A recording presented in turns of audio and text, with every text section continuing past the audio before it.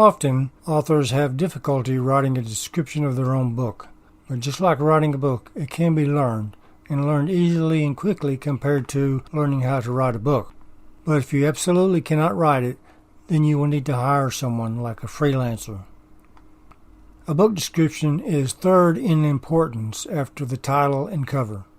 It is often the deciding factor that causes people to buy your book. Start by catching their attention like the start of a book itself, or a sales pitch. The book description should make people want to read the book. It should be short, but not too short. The average book description is 150 to 250 words long, usually 1 to 3 paragraphs. Most book descriptions are written in the third person, as if you are the publisher, not the author. But it is absolutely not required.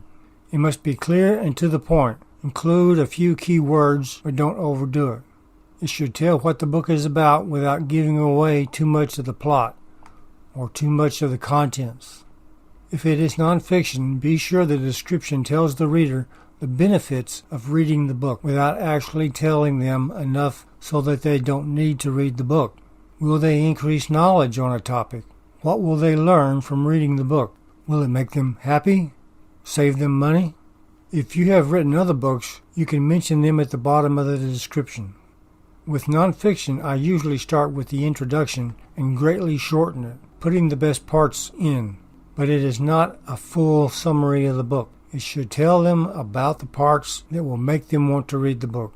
For fiction, you will want to create what is called an elevator pitch. If you are in an elevator and the door is going to be opening in a few seconds, and another person asks you what your book is about, what would you tell them? It does not have to be that short, but if you can create an elevator pitch, then expand on it, then you are off to a great start. You can study other book descriptions of the top-rated books in your category and similar categories on Amazon, but they're only the top-rated books, because there are many books with very bad descriptions.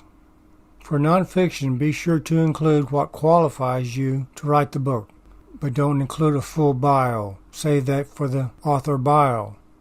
You don't need a PhD, but you do have to have some reason to make people listen to you. Do you have 20 years of experience in the field? Have you studied the subject for 30 years? If you have testimonials, you can include them at the bottom of the description. If the book is on sale, you can put it at the very bottom in capital letters. On sale now through November the 1st, 2019, to encourage people to buy it. It lets them know that the price is going to be going up and they should not delay in buying it. Now for some thoughts about your author bio. It is almost as important as the description. The author bio goes on the back of the book and on your Amazon page and on your website. Most people that read a bio are looking to see what qualifies you or what experience you have, as it helps them decide if the book is going to be worth buying and reading.